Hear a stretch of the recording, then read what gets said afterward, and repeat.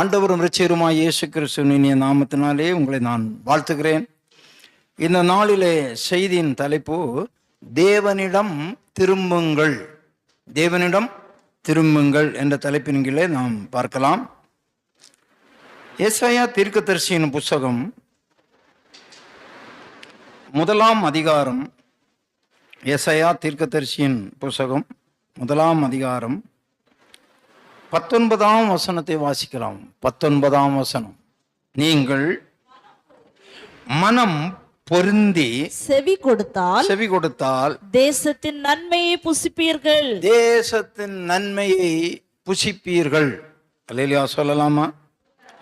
நீங்கள் இங்கே உங்க பைபிள் எப்படி இருக்கு? மனம் திரும்பின்னு இருக்கா, மனம் பொருந்தின்னு இருக்கா? மனம் பொருந்தி. மனம் பொருந்தி. நீங்க ஏற்கனவே மனம் திரும்பிட்டீங்க. மனம் திரும்பி தானே ஞானஸ்நானத்துக்கு ஒப்பு கொடுத்தீங்க. மனம் திரும்பி தானே உலக வழக்கமாக போய் கொண்டிருந்தீங்க. அநேகர் புற மத வழிபாடுகளில் இருந்தீங்க.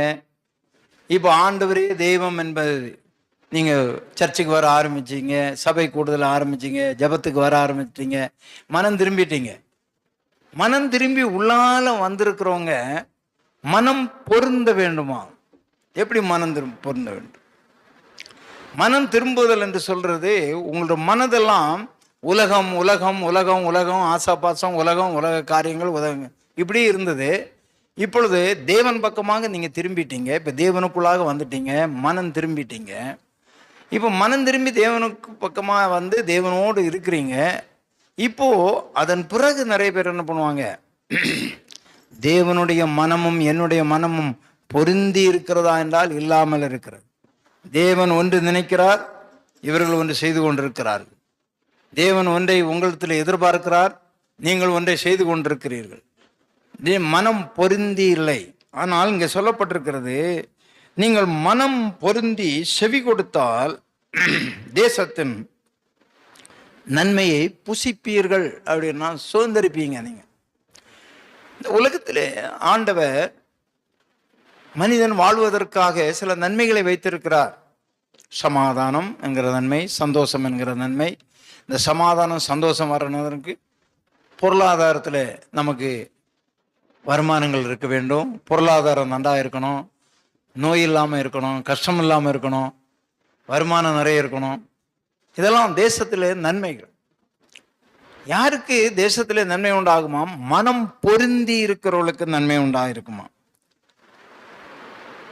இப்போ ஆண்டவர் என்ன சொல்றாரு அங்க அடுத்த வசனத்துல, மாட்டோம் என்று நீங்கள் எதிர்த்து நிற்பீர்களானால் பட்டயத்துக்கு இரையாவீர்கள். கர்த்தருடைய வாய் இதை சொல்லிட்டு. இன்னைக்கு மனம் திரும்பி வந்த பிள்ளைகள் இயேசுவோடு மனம் பொருந்தி இராவிட்டால், அந்த மனம் பொருந்துகிற காரியத்தில் போதும் என்கிற மனதோடு கூடிய ஒரு தெய்வ பக்தி, அது ஒன்று. கர்த்தர் எனக்கு போதும்.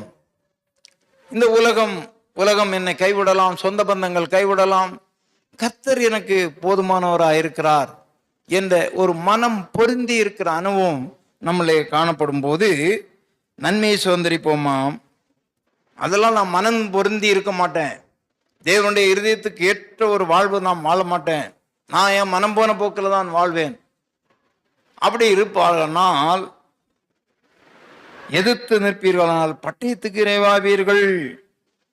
அப்படின்னு சொன்னா என்ன அர்த்தம்னு சொன்னா, நீங்க யுத்தங்களை சந்திச்சுட்டு தான் இருப்பீங்க, போராட்டங்களை சந்திச்சுட்டு தான் இருப்பீங்க என்று அர்த்தம். பிரியமான தேவனுடைய பிள்ளைகளே, நன்றாய் கவனிக்க வேண்டும். இஸ்ரவேல் ஜனங்கள் என்று ஒரு ஜனங்கள் இருந்தார்கள்.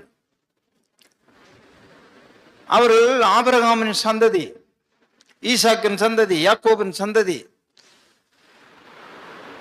அவர்களுக்கு ஆண்டவர் அந்த இஸ்ரேல் தேசத்தை அவர்களுக்கு கொடுத்தார். அந்த தேசத்தில் அவர்கள் வாழ்ந்திருக்கும்படி ஆண்டவர் அவர்கள் தேசத்தின் நன்மையை புசிக்க வேண்டும் என்று அவர்களுக்கு வாக்கு கொடுத்தார். ஆனால் இந்த ஜனங்கள் இருக்கிறார்கள் அல்லவா, இந்த தேசத்திலே போகும்போது இவர்கள் நல்லா கவனிக்க வேண்டும். ஆபிரகாமை தேவன் அழைக்கும் போது அந்த ஆபிரகாம் அந்த குடியிருந்ததான பகுதி அந்த கானானிலே தான் குடியிருந்தான். அதன் பிறகு யாக்கோபுடைய காலம் வரும்போது யாக்கோபுக்கு 12 பிள்ளைகள். அதிலே ஒருவன் யோசேப்பு, அவனை விற்று போட்டார்கள். அவன் எகிப்துக்கு போகினான். இப்ப எகிப்தின் ராஜா அங்கே இவரெல்லாம் தானியங்குள்ள வரும்பொழுது யோசேப்பினுடைய சகோதரர்கள் என்று அறிந்து எகிப்தின் ராஜா என்ன சொன்னான், பார்வோன், நீங்க ஏன்பா அங்க அந்த ஊர்ல இருக்கிறீங்க, கானான்ல ஏன் இருக்கிறீங்க, நீங்க வந்துருங்க இங்க எங்க எகிப்துல வாங்க அப்படின்னு. எகிப்துல அங்க போனாங்க. எகிப்துல போய் அங்கேயே இருந்துட்டாங்க. அவன் இடம் எல்லாம் கொடுத்தான், தொழில் செய்தாங்க, ஆடு மாடு மேய்த்து அங்கேயே இருந்தாங்க, பெருகினாங்க. அந்த யோசேப்பை ஓடு கூட இருந்த பார்வோன் மரித்து விட்டான். புதிய ராஜா வந்தான். நீங்க யாத்திராம் புஸ்தகத்தை நீங்கள் 3ஆம் அதிகாரத்தை தொடர்ந்து படித்தாலும் உங்களுக்கு தெரியும். வீடுகளில் போய் படியுங்க, அதை எழுதி வச்சுட்டு. இப்போது யோசேப்பை அறியாத புதிய ராஜா வருகிறான். இந்த இஸ்ரேல் ஜனங்கள் பலுகி பெருகி கொண்டிருக்கிறார்கள். இவர்களுக்கு எபிரேயர்கள் என்று ஒரு பேர் உண்டு. இவர்கள் பெருகி கொண்டிருக்கிறாங்க, இவங்களை அழிக்கணும் அப்படின்னு திட்டமிடுகிறான். மருத்துவச்சிகள்ன்றதை சொல்லி பிறந்த குழந்தைகளை எல்லாம் கொன்று போடுங்க ஆண் பிள்ளைகள் சொல்லுகிறான். அப்பொழுதுதான் மோசேயை நதியிலே விட்டு விடுகிறார்கள். இப்படிப்பட்டதான காரியங்கள் நடந்து கொண்டிருக்கிறது. ஒரு காலகட்டத்தில் ஆண்டவர் அந்த மோசையை நமக்கு தெரியும், பார்வோன் குமாரத்தி எடுத்து வளர்த்தாள். பார்வோன் குமாரத்தி ஏன் அந்த பிள்ளையை எடுத்து வளர்த்தால் தெரியுமா? அவள் எபிரேய பிள்ளை என்று கண்டு கொண்டாள். அந்த பிள்ளை ஒரு பெட்டியில இருந்தது. அந்த பெட்டியை திறந்து போத்த போது அவள் எபிரேய பிள்ளை என்று கண்டுகொண்டா. அந்த பிள்ளைக்கு விருத்த சேதனம் பண்ணி இருந்தது. ஆபிரகாம் நாளிலே ஆண்டவர் ஆபிரகாமுக்கு வாக்கு கொடுத்தார். ஆபிரகாம் 85 வயதாக இருக்கும் போது விருத்த சேதனம் அந்த நாளில் வாக்கு கொடுத்தார். உன் குடும்பத்தில் பிறக்கிற அத்தனை பிள்ளைகளும், இதுக்கு மேல் பிறக்கிற எல்லா எபிரேய பிள்ளைகளுக்கும் என்ன பண்ணணும்? விருத்த சேதனம் பண்ண வேண்டும். அந்த ஆண் குறியினுடைய நுனித்தோல் வெட்டப்பட வேண்டும். எனவே அவள் பிள்ளையை திறந்து அந்த பெட்டியை திறந்து பார்த்த உடனே, ஓ, இது எபிரேய பிள்ளை என்று அறிந்து கொண்டு, ஏன் அந்த பிள்ளையை கொல்லாமல் விட்டாள் என்று சொல்லி பார்க்கும்போது, பார்வோனும் அந்த பிள்ளையை தன் வீட்டிலே வளர்த்து அனுமதி கொடுத்தான் என்றால் நீங்கள் அதை யோசித்து பார்க்க வேண்டும். அது ஒரு சரித்திரம் உண்டு, வேதத்தில் எழுதப்படாத ஒரு சரித்திரம். என்ன என்றால், இந்த பார்வோன் குமாரத்தி இருக்கிறாள் அல்லவா, அவளுக்கு உடம்பெல்லாம் வெண் குஷ்டம் இருந்ததாம். அதனாலே அவளுக்கு திருமணம் செய்ய முடியாது, அவளை யாரும் விரும்பலை. இப்பொழுது அவள் அந்த பிள்ளையை அவள் கையிலே வாங்கின உடனே அந்த பிள்ளையை அவள் எடுத்தாள் அல்லவா, எடுத்து கையிலே வாங்கின உடனே அவளுடைய வெண்குஷ்டம் எல்லாம் மறைந்து போய்விட்டதாம். அவளுக்கு நல்ல ஒரு சரீரம். அதனாலதான் இந்த பிள்ளையை அவர்கள் கொல்லவில்லை. சும்மா ஒன்றும் பார்வோன் வளர்க்கவில்லை.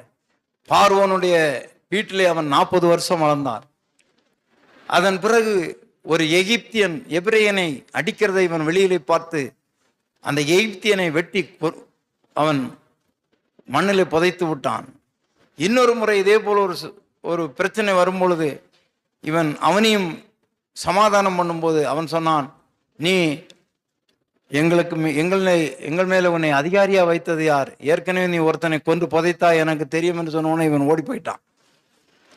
போய் அந்நிய நாட்டுக்கு போய்விட்டான். அங்கே போய்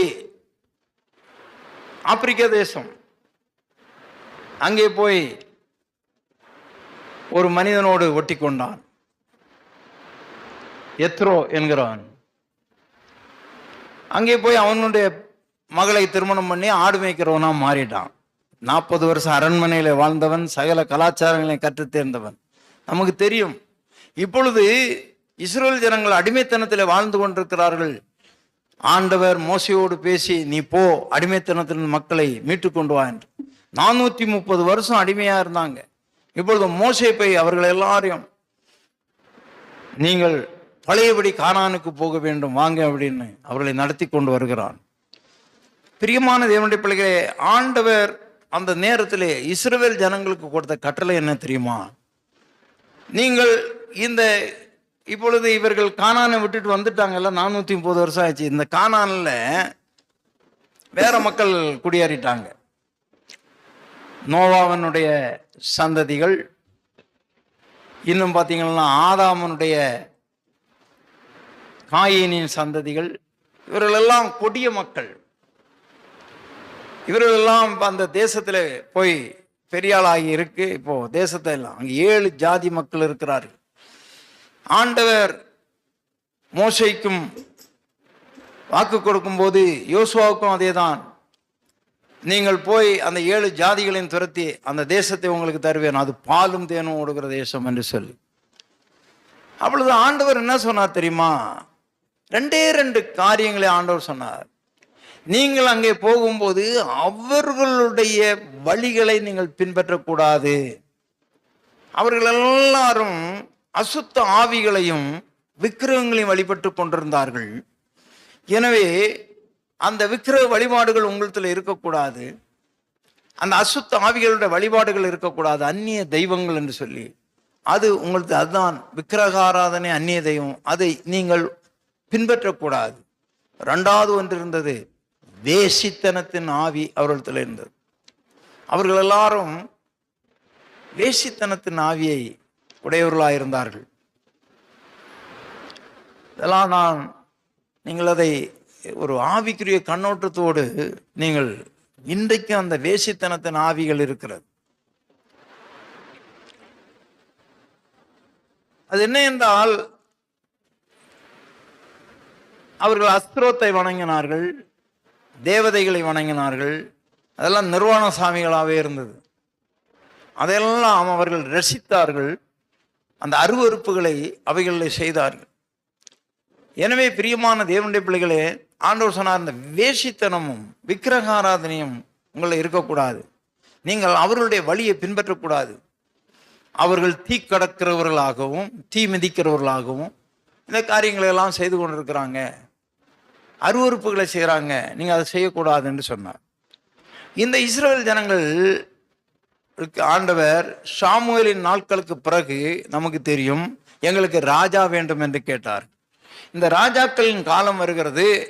இந்த ராஜாக்கள் என்ன பண்ணுகிறார்கள் என்றால், அவருடைய மனநிலை எப்படி இருக்கிறதோ அப்படியாக அவர்கள் நாட்டை ஆண்டார்கள். வருகிற ராஜா எல்லாம் பாதி பேர் என்ன பண்ணான்னா, விக்கிரக தோப்புகளை உண்டு பண்ணான், விக்கிரகங்களுக்கு இன்னும் தூபம் காட்ட ஆரம்பிச்சானுங்க. தேசத்தில் அருவருப்புகள் பெருகி கொண்டிருக்கிறது. இன்னொருத்தன் வருவான், விக்கிரக தோப்புகளை எல்லாம் வெட்டி அழிப்பான், அப்போ நல்லா இருக்கும். திரும்பவும் அடுத்த ராஜா வருவான், அவன் விக்கிரகங்களுக்கு முதலிடம் கொடுப்பான். ஆண்டவர் யுத்தங்களையும் அழிவையும் நாசமோசங்களையும் அப்போ ஏற்படுத்துவார். மாறி மாறி மாறி மாறி பழைய ஏற்பாடு முழுவதும் இப்படிதான் இருக்கும். ஒரு ராஜா வரும்போது சுத்தம் பண்ணுவான். நீங்கள் நாளாகமம் புஸ்தகத்தை எல்லாம் பார்த்தீங்கன்னா தெரியும், 14ஆம் அதிகாரம் இதெல்லாம் பார்த்தீங்கன்னா அந்த அபியா ஆசாவை பார்க்கிறோம். அவன் வித்தர தோப்புகளை எல்லாம் அழித்து போடுவான். ஆசாவின் நாட்கள்ல அங்கே ஒரு சமாதானம் உண்டாயிருக்கும்.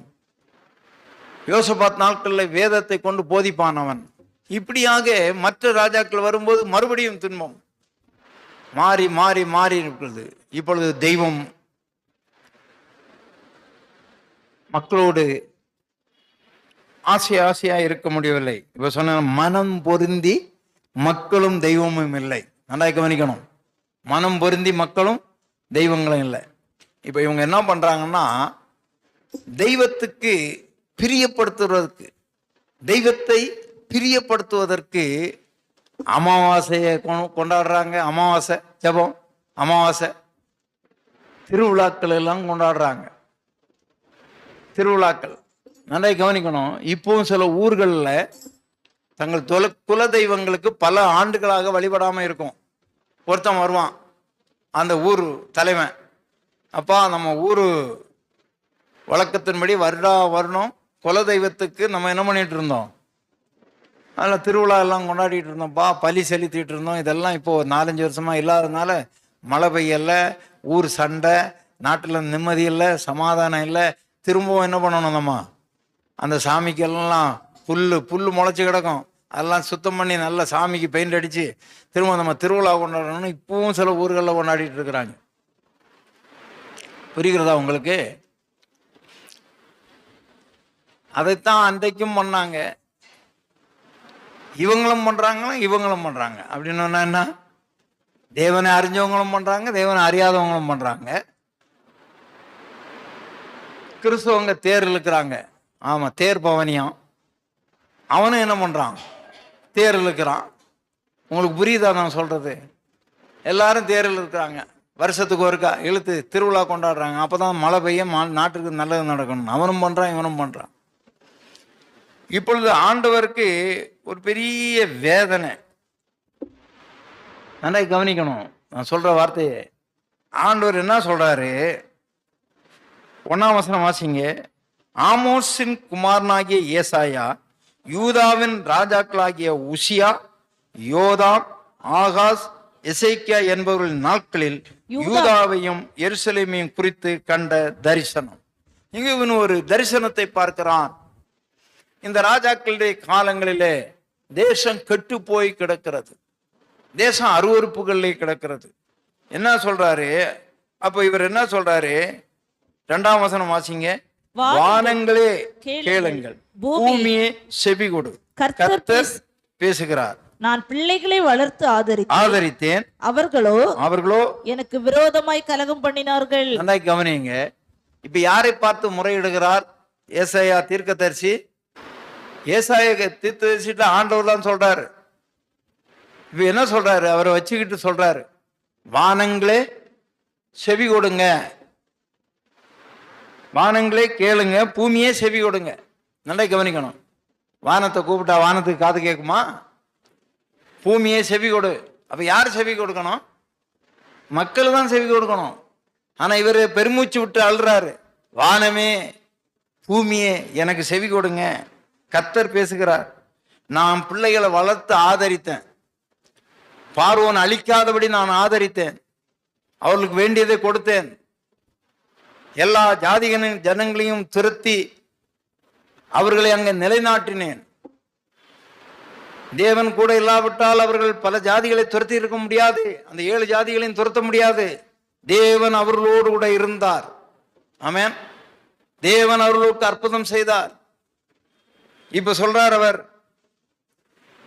நான் வளர்த்து ஆதரித்தேன், அவர்களோ எனக்கு விரோதமாக கலகம் பண்ணினார்கள்.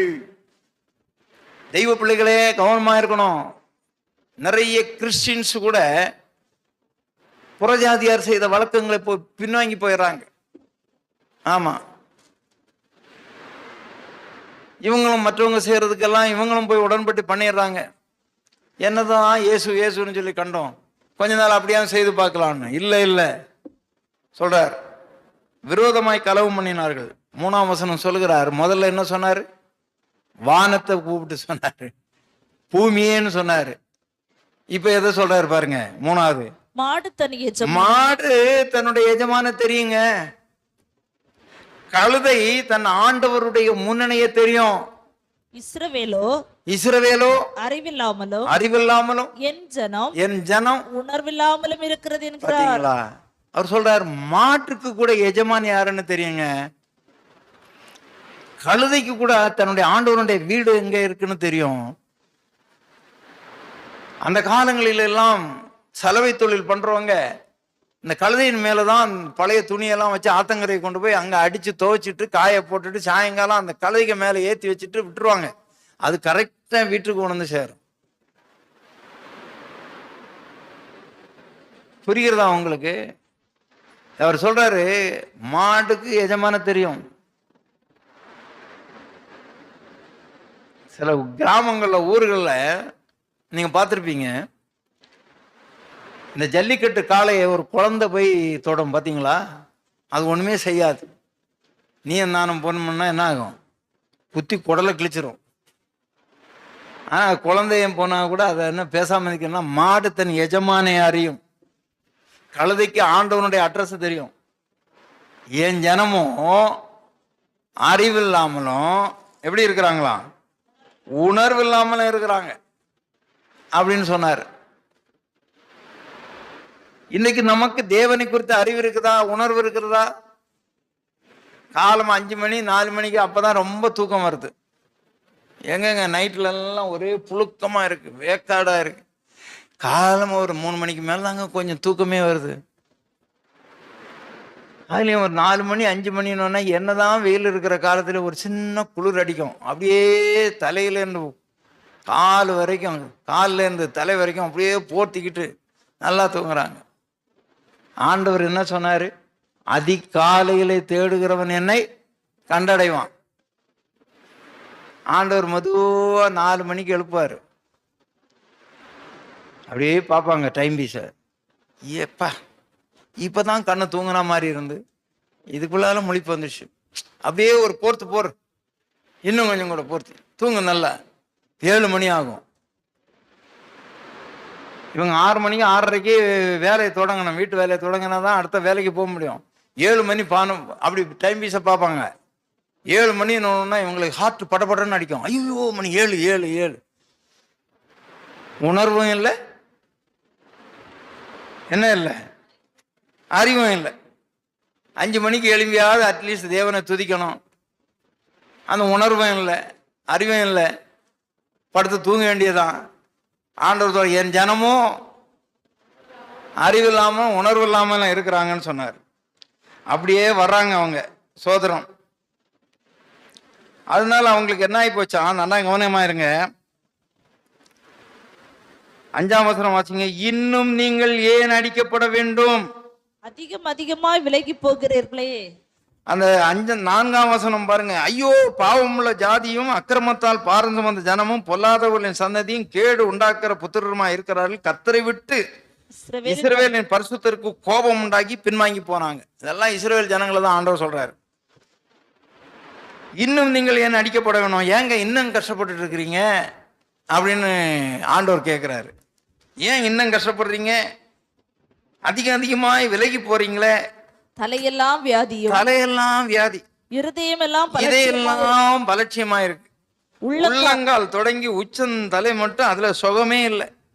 அது காயம், அது வீக்கம், நொதிக்கிற ரணம்னா அப்படி சுடுதண்ணி ஊத்துன மாதிரி உடம்பெல்லாம் வலிக்குது அப்படின்னு சொல்றாங்க.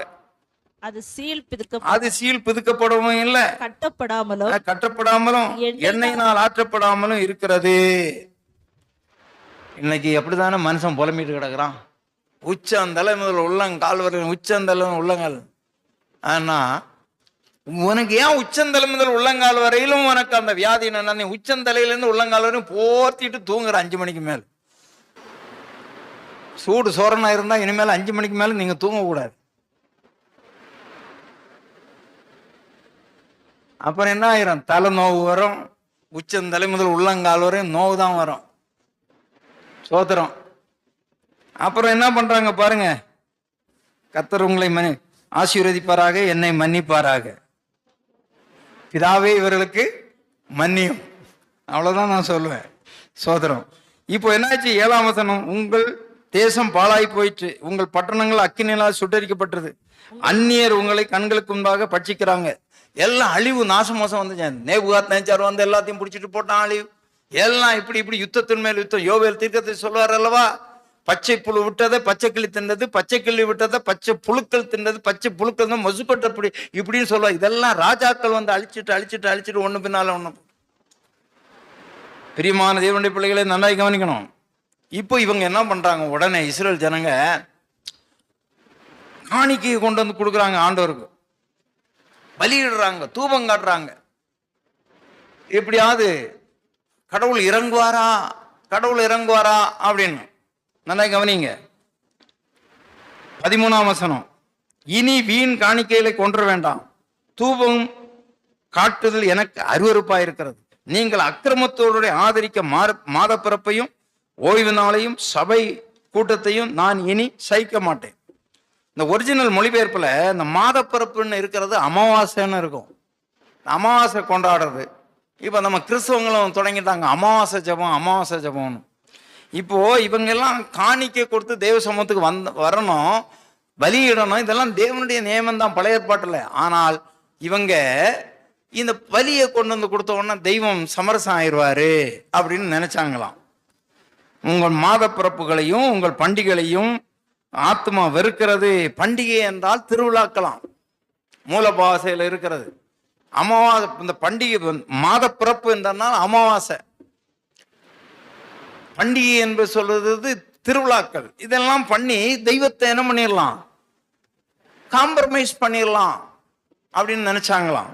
தெய்வம் அதற்கு ஒத்துக்கொள்ள, நீங்கள் உங்கள் கைகளை விரித்தாலும் உங்கள் கண்களை உங்களை விட்டு மறைக்கிறேன், என் கண்களை உங்களை விட்டு மறைக்கிறேன். நீங்கள் மிகுதியா ஜெபம் பண்ணினாலும் நான் கேட்க மாட்டேன். உங்கள் கைகள் இரத்தத்தினால நிறைந்திருக்கிறது. முதல்ல உங்களை என்ன பண்ணுங்க, கழுவி சுத்திக்கிறீங்க. உங்க கிரியைகள் பொல்லாப்பை என் கண்களுக்கு மறைவாக விட்டு அகற்றுங்க. தீமை செய்தலை விட்டு விடுங்க. அதை விட்டுட்டு நீ பலி, காணிக்க, அமாவாசை, கீர்த்திகை இதெல்லாம் வேஸ்ட். நீ முதல்ல என்ன பண்ணு, ஒழுங்குபடையா, நல்லவனா சீர்படு. ஆமா, என்னதான் நீ உன் பண்டிகை அது அதெல்லாம் நான் கேட்கல. நீ எப்படி சீர்படு, முதல்ல ஒழுங்குபடு அப்படின்னு சொல்றாரு. இப்போ என்ன சொல்றாரு, 17ஆம் வசனம், நன்மை செய்ய படியுங்கள், நியாயத்தை தேடுங்க, ஒடுக்கப்பட்டவனுக்கு ஆதரிங்க, திக்கற்ற பிள்ளைகளுக்கு நியாயம் செய்யுங்க, விதவையின் வழக்கை விசாரிங்க. அங்க ஒண்ணுமே கிடையாது, இதெல்லாம் எல்லாம் அநியாயம், தலைகளா போய் சோத்திரம். இப்ப ஆண்டவர் சொல்றாரு, ஏயா உன் பண்டிகையை கொண்டு குப்பையில போடு, உன் பண்டிகை எனக்கு தேவையில்லை. நீ மாதப்பிறப்ப ஆசரிக்கிற, திருவிழா கொண்டாடுற, இதெல்லாம் எனக்கு தேவையில்லை. இப்ப சொல்றாரு 18ஆம் வசனம், வழக்காடுவோம் வாருங்கள் என்று கர்த்தர் சொல்லுகிறார் அப்படின்னு சொன்னா என்ன, நம்ம பாசையில பேசினா வாங்கையா உட்கார்ந்து பேசுவோம். என்ன சொல்றாரு, உட்கார்ந்து பேசுவோம். உன் வாழ்க்கை எப்படி இருக்கு, நீ எப்படி இருக்கிற? ஞாயிற்றுக்கிழமை இந்த டேவிட் ஐயா நடத்துற 5 மணிக்கு வர்ற, 7 மணிக்கு ஓடி போயிடுற, அதுக்கப்புறம் உன் கதை என்ன? நீ எப்படி இருக்கிற? உன் வாழ்க்கையில் எப்படி இருக்கிற? நீ வீட்டில் இருக்கும்போது என்ன நினைவோடு இருக்கிற? வெளியே போகும்போது என்ன நினைவோடு போற? தெருவில் போகும்போது என்ன நினைச்சிட்டு போற? நீ எப்படி பேசுற, எப்படி நினைக்கிற, எப்படி சிந்திக்கிற? முதல்ல உன் பொல்லாத வழியை விட்டு திரும்பு அப்படின்னு சொல்றாரு. வா வழக்காடுவோம், உனக்கு எனக்கு என்ன பிரச்சனை என்ன, வா உட்கார்ந்து பேசுவோம். ஆமென். நானும் நீங்களும் செய்கிற அத்தனை காரியத்தையும் ஆண்டவர் ஞாபக புஸ்தகத்தில் எழுதி கொண்டிருக்கிறார்.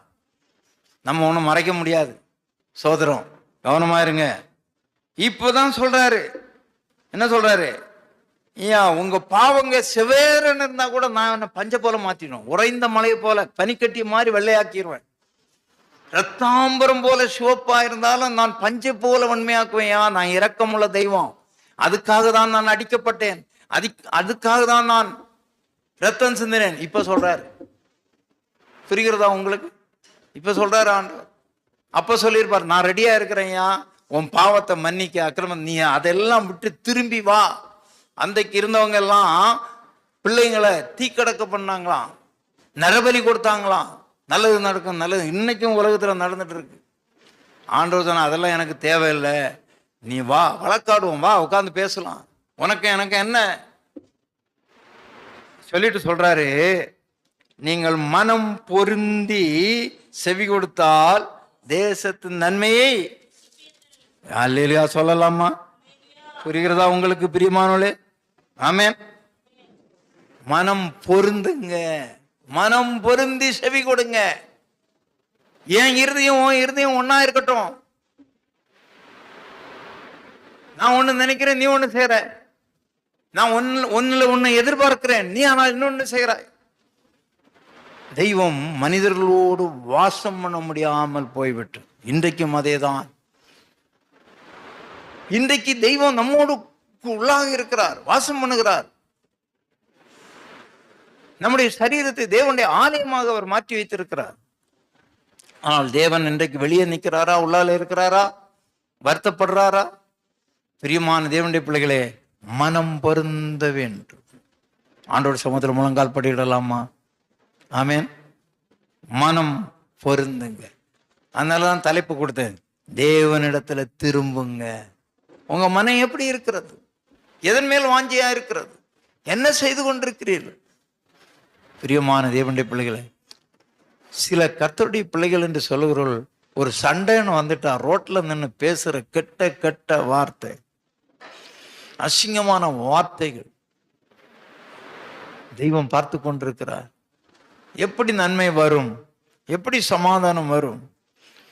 அன்பு தெய்வ பிள்ளைகளே, ஆண்டவர் இஸ்ரவேல் ஜனங்களைப் போல உச்சன் தலைமுதல் உள்ளங்கால் வரையில நோவை கொடுத்தார், நம்ம என்ன ஆகுற? தப்பிக்க முடியுமா? கிருபையாய் காத்து கொண்டு வருகிறார். ஆமென். கர்த்தரை நோக்கி பார்க்கலாமா? உங்க கிருபைதான் என்னை தாங்குகின்றது, உங்க கிருபைதான் என்னை நடத்துகின்றது, உங்க கிருபைதான் என்னை தாங்குகின்றது, உங்க கிருபைதான் என்னை நடத்துகின்றது. கிருபையே கிருபையே மாறாத நல்ல கிருபையே, கிருபையே கிருபையே மாறாத நல்ல கிருபையே, ஒன்றுமில்லா நேரத்தில் எல்லாம் நமக்கு உதவி செய்த கிருபை இது, ஒன்றுமில்லா நேரத்தில் எல்லாம் எனக்கு உதவி செய்த கிருபை இது. கிருபையே கிருபையே மாறாத நல்ல கிருபையே, கிருபையே கிருபையே மாறாத நல்ல கிருபையே, உங்க கிருபைதான் என்னை தாங்குகின்றது, உங்க கிருபைதான் என்னை நடத்துகின்றது, உங்க கிருபைதான் என்னை தாங்குகின்றது, உங்க கிருபைதான் என்னை நடத்துகின்றது. ஆண்டவருடைய கிருபையை நினைத்து கர்த்தரை ஸ்தோத்திரம் பண்ணுங்க. நன்றாய் கவனிங்க. இஸ்ரவேல் ஜனங்களை மோசே வழி நடத்தும் போது முரட்டாட்டம் பண்ணின பிள்ளைகளை பூமி பிளந்து எல்லாரையும் விழுங்கி போயிட்டது. பிரியம், அவர்கள் இச்சித்தார்கள், எங்களுக்கு மாமிசம் வேண்டும், இறைச்சி வேண்டும். காடைகளை வரவழைத்தார், அவர்களுக்கு கொடுத்தார். அவங்க சாப்பிட்டுட்டே இருக்கும்போது அந்த இறைச்சியானது அவருடைய வாயில இருக்கும்போது அவர்களுக்கு நோவு வந்து லட்சக்கணக்கான மக்கள் செத்தார்கள். பிரியமான, அப்படி ஆண்டவர் ஒருவேளை நமக்கு தண்டனை கொடுத்தால் நாம் இருக்க முடியுமா? கிருபையாய் நம்மை காத்து கொண்டிருக்கிறாரே, அந்த கிருபையை நினைத்து கர்த்தரை துதிக்க வேண்டும்.